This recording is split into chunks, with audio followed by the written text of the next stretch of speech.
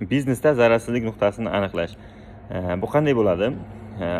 Masalan, aytaylik, oziq-ovqat do'konini oladigan bo'lsak, oddiy ko'pchilik atrofimizda tarqalgan oziq-ovqat do'konini hisob-kitobini qilib beraman. Hozir kichkina bo'lsa ham, masalan, aytaylik, do'koningizni arendasi bor, 2 million so'm. Oylik to'laysiz 3 million so'm. Kommunal to'lovlarga 1 million so'm, nalog to'laysiz 1 million so'm.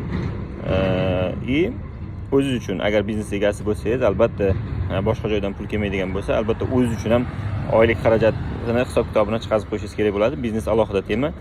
Biznesdan o'zingiz ulushingizni oylik sifatida chiqarishingiz kerak bo'ladi. Buni hali yana bir yuqorilarda, yana vaqt kelganda tushuntirib beraman. Nima uchun bu kerakligini.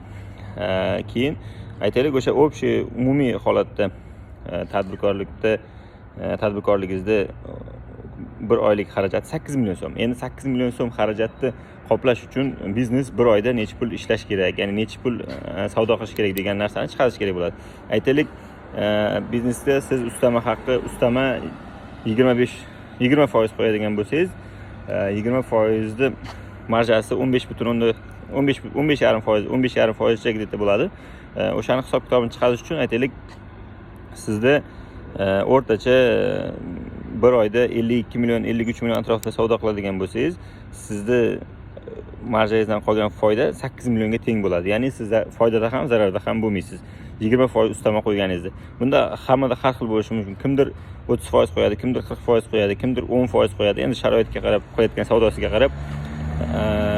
Bu esa 52 millionni har kuni 1 million 750 ming so'mdan o'rtacha savdo qiladigan bo'lsangiz, siz zararda ham, foydada ham bo'lmaysiz. Bu zararsizlik nuqtasi deyiladi. E'tiboringiz uchun rahmat. Hammasi salomat bo'lsin. Rahmat.